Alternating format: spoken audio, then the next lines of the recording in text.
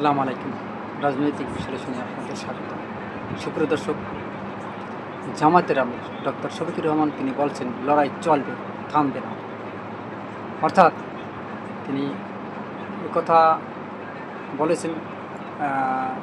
আপনারা জানেন যে শেরপুর ৩ আসনে যে এমপি নির্বাচন হচ্ছে, সেখানে সেই নির্বাচনে জামাতের সেক্রেটারি সিরাজুল ইসলাম, বয়স আনুমানিক ৭৮, তাকে দুর্বৃত্তরা আঘাত করে তার মাথায় এবং তিনি শেরপুর মেডিকেল হাসপাতালে ভর্তি হন। তাকে দেখতে গিয়ে সাংবাদিকদের প্রশ্নের জবাবে তিনি বলেন, এই লড়াই চলতেই থাকবে, চলবে, আমরা থামব না। জীবন দিয়ে হলেও আমরা চালিয়ে যাব, কারণ অনেক জীবন দিয়েছি, আরও যদি ২-৪টা জীবন দিতে হয় তা আমরা থামব না। যদি এতে আমার জীবনটাও যায় তাতেও আমি প্রস্তুত। আসলে তিনি বলেছেন যে বর্তমান সরকার তিনি জনগণের যে প্রতিশ্রুতি দিয়েছেন সেই প্রতিশ্রুতি লঙ্ঘন করছেন, ওয়াদা ভঙ্গ করছেন। কারণ জনগণের যে প্রতিশ্রুতি তাদের ছিল সেটা তারা রক্ষা করছেন না। এটা অন্যায় করা হচ্ছে জনগণের সাথে। অতএব যারা জনগণের সাথে অন্যায় করে তাদের অবশ্যই আমরা এক বিন্দু চুল পরিমাণ ছাড় দেব না, আমরা লড়াই চালিয়ে যাব। তবে ডক্টর শফিকুর রহমান আলো বলেন যে শেরপুর ৩ আসনে যে নির্বাচন হচ্ছে, সেই নির্বাচনে মানুষ হত্যা করে যে তারা সংসদে যাবে। আসলে তারা সংসদে গিয়ে কী করবে? তারা যদি সন্ত্রাসী কার্যকলাপ করে সংসদে যায়, তাহলে তারা জনগণের মাল বা জানমালের পাহারাদার হিসাবে থাকবে। তাহলে তারা কী করবে? আপনারাই বলুন। তারপর তিনি বলেন যে সরকারের যে কার্যকলাপ শুরু করেছে সে কার্যকলাপ আসলে মানুষ বা আমরা সহ্য করব না। আমরা জনগণের পক্ষ হয়ে আমরা তার প্রতিবাদ চালিয়ে যাব এবং প্রতিবাদ করতে থাকব। সুপ্রিয় দর্শক, একটা গল্প মনে পড়ে। গল্পটা হলো, একটু ভিডিওটা সম্পূর্ণ দেখবেন, কারণ ভিডিওর শেষে রয়েছে কিছু চাঞ্চল্যকর তথ্য। গল্পটা দিয়ে শুরু করি, যেহেতু রাজনীতিকই গল্প এটাও। গল্পটা হলো, এক রাজার 7টা মেয়ে, কোনো ছেলে সন্তান নেই। তখন রাজা ওই মেয়েদের খুব ভালোবাসত, মানে যখন যা চাইতো মেয়েরা তখন তা দিত। কিন্তু ওই সব মেয়েদের ভিতর দেখবেন যে কোনো মানুষ, পিতামাতা দেখবেন যে কোনো একটা সন্তানকে কিন্তু বেশি একটু ভালোবাসে। ওটা আসলে এটা হয়তো বা আল্লাহর তরফ থেকে, কেন তা জানি না, হয়তো বা তার মায়া করে বা তাকে একটু বেশি ভালোবাসে, শ্রদ্ধা করে, এই জন্য হয়তো বা। যাই হোক, তখন তিনি তার একদম ছোটো মেয়েটাকে তিনি খুব ভালোবাসত। পরে রাজা মনে করলো, আমি তো সব সময় ওদের ভরণ পোষণ করি, দেখি আমার মেয়েরা কে আমাকে কী রকমের ভালোবাসে। তখন তিনি মেয়েদের সবাইকে ডাকলো।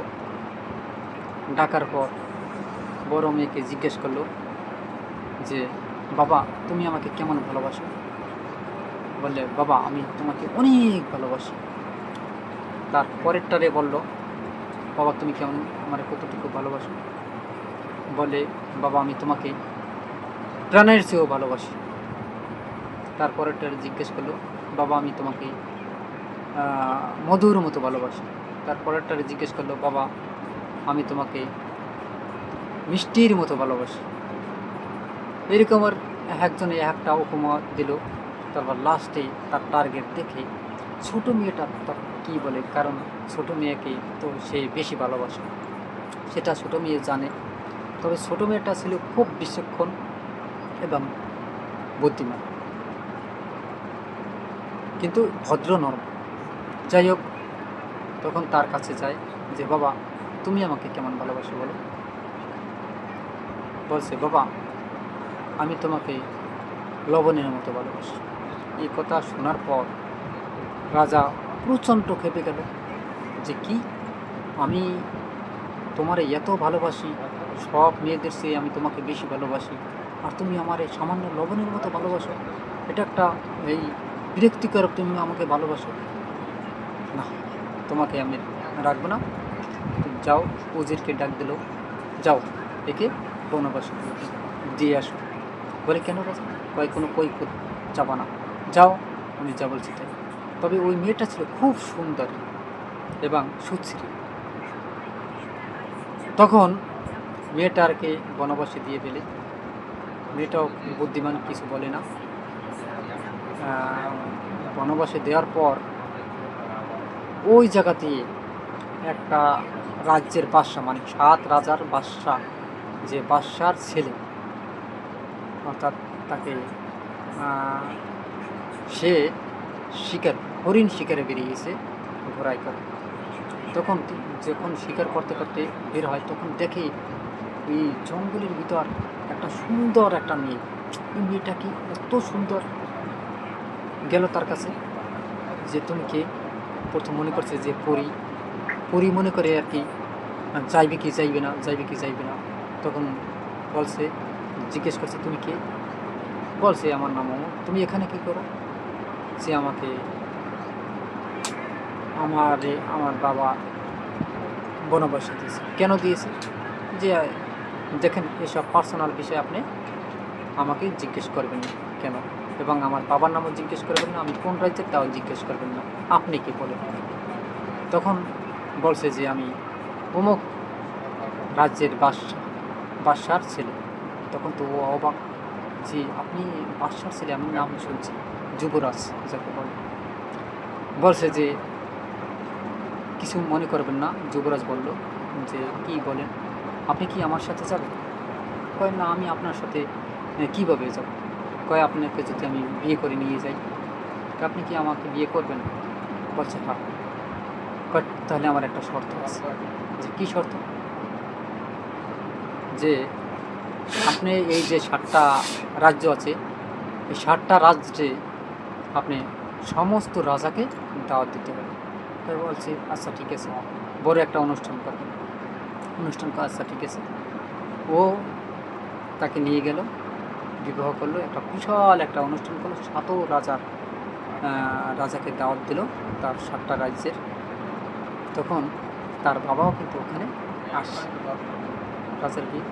এখন বলছে এই যে 7 জনের স্পেশাল খাবার দেবেন, এবং ওই যে লোকটা দেখেন বৃদ্ধ, দাঁড়িয়েলাম, দাঁড়িয়ে পাকা চুল, ওনাকে এই স্পেশাল খাবারটা দেবেন সব। বলছে কেন? ওই পরে দেখবেন, বিচলিত হন না, আপনি সব পরে বলবেন। তখন ওই সব 6 জন রাজাকে অন্য, মানে খাবার একই, কিন্তু ওই অন্য খাবার দিতে আছে, কিন্তু আর এক বাটি থেকে দিতে আছে ওই যে ওই রাজাকে, অর্থাৎ মেয়ের বাবা যে ছিল। যে খাওয়ার পর সবাই বলে ভাই কেমন হয়েছে? সবাই বলে না, খুব দারুণ পাক হয়েছে, অনেক সুন্দর হয়েছে। কিন্তু ওই যে মেয়ের বাবা যে রাজা, সে বলে, কোনো কথা বলে না, যে না, মজাই হয় নাই, লবণ কম হয়েছে প্রত্যেকটাই, মানে একটাই লবণ দেয় না। যে এখন আর খাইতে পারে না, অল্প মুখে দেয় আর ফেলাই দেয়, খাইতে পারে না, কী করবে, লবণ নাই। তখন ওই মেয়ে কিছু দুলপা ঘাস ভাজি করে দিয়েছে লবণ দিয়ে, বলছে আপনি এটা খাইয়ে দেখেন তো কেমন হয়েছে। তখন ওই ঘাসটা লবণ দিয়ে একদম তেল টাল দিয়ে ভাজি টেজ করে সুন্দর করে ভাজি করে দিয়েছে। দেওয়ার পর বলছে এটা কি, যে কোনো একটা শাক খান। তখন ওই ভাত খাইছে, খুব সুন্দর করে খাইছে, যাই হোক লবণ ছিল ভিতরে। বলছে আমি এটি যা খাইলাম কোনো কিছুই ভালো লাগেনি, কিন্তু এই ঘাস দিয়ে অনেক আমার কাছে ভালো লাগছে, মানে ওই শাকটা ভালো লাগছে। বলছে ওই শাকটা কী জানেন? কয় না, এটা দুলপা গাছ। কি, আমি রাজা, আমারে তোমরা অপমান করছো, দুলপা গাছ খাওয়াইছো? ভাই আপনার সাথে কথা বলবে ওই যে একটা মেয়ে আছে, মেয়ে। তখন ডাকতে বলছে, যে ডাকছে রাজার, যে আপনি খাবার খাইছেন ঠিকমতো? কয় খাবার খাইছি, কিন্তু খাবার পেট ভরেনি। কেন ভরেনি? কয় একটাই লবণ ছিল। তো লবণ না হইলে সমস্যা কী? আপনি খাবেন। লবণ ছাড়া খাওয়া যায় না? লবণের তো কোনো গুরুত্ব নেই। কয় না, কে বলছে? লবণের অবশ্যই গুরুত্ব আছে।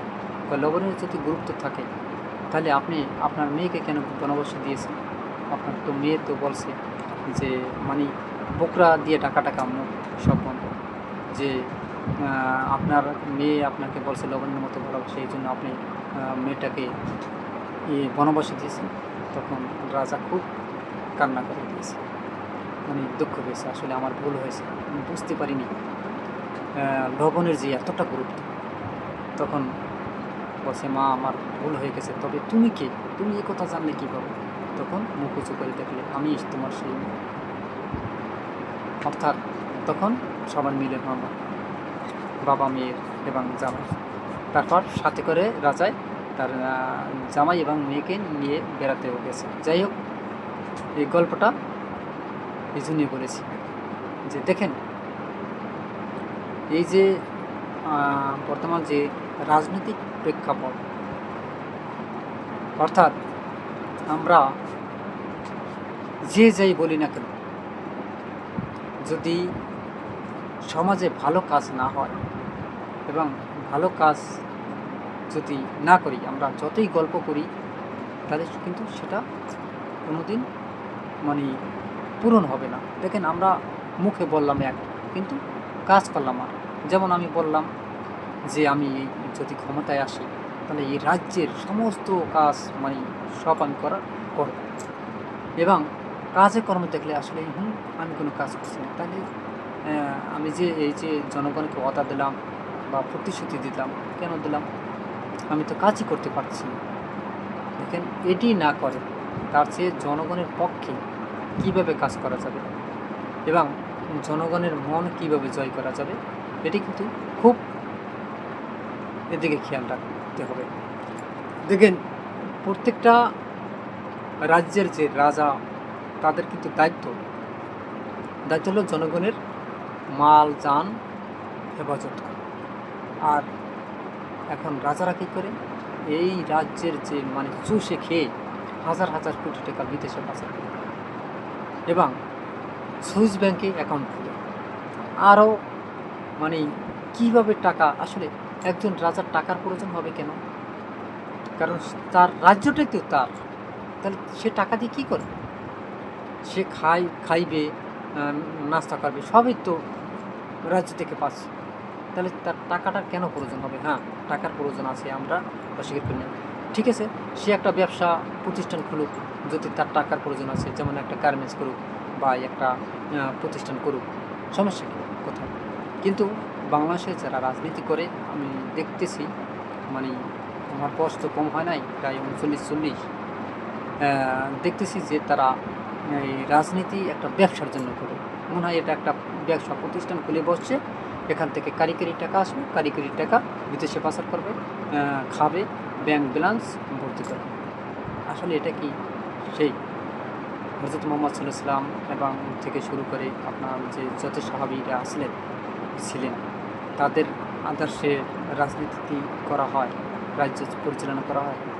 তাদের মতো যদি একবার রাজ্য পরিচালনা করতেন তাহলে এই দেশটা স্বর্ণের দেশে পরিণত হতো।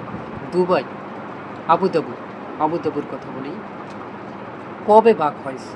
দেখেন কত উন্নত রাষ্ট্র, আর বাংলাদেশ প্রায় 56 বছরের মতো মানে স্বাধীনতা অর্জন করেছে, কিন্তু মানুষ এখনও পরাধীন এবং মানুষের ভাগ্যের পরিবর্তন এখনও হয়নি।